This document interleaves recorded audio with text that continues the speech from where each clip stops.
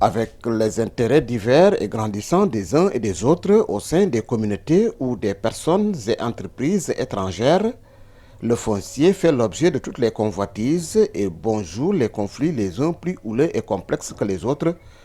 Pour éviter tout cela, Amnesty a initié 3 jours de partage sur la question à Bignona.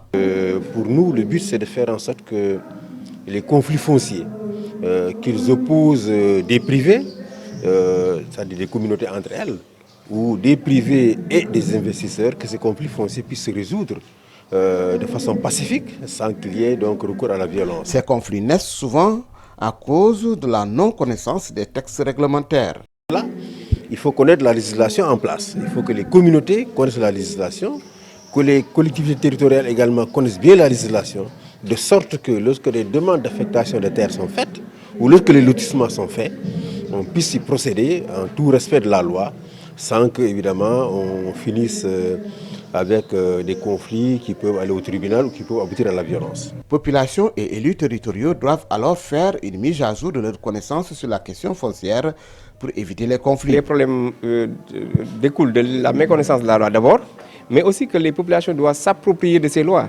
Et pour savoir que c'est une loi démocratique, notamment la loi de 64 qui régit le domaine national. C'est une loi qui permet une démocratisation de la terre. Si on parle de démocratisation de la terre, pour que la terre soit accessible à tout le monde, qu'une personne ne s'approprie pas de la terre parce que tout simplement elle a les moyens, cette personne a les moyens, c'est l'objet de la loi. Les gens doivent le savoir.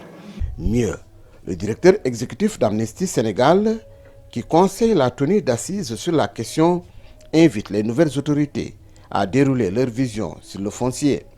Il faut que les paysans aient des titres de propriété.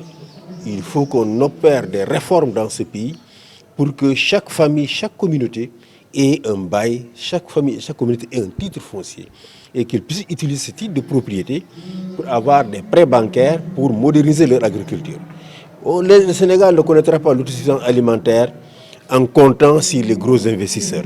Interrogé sur le conflit né du projet d'exploitation du zircon à Niafran, Seydi Gassama se veut clair. Dans le cas de Niafran, nous avons soutenu dès le départ les communautés qui luttent contre l'exploitation du zircon parce que nous pensons que l'écosystème dans cette zone est extrêmement fragile et que exploiter une mine pendant une décennie maximum et laisser ensuite des conséquences environnementales néfastes pour les communautés, en disant la salinisation des rizières, ce jeu ne vaut pas la chandelle.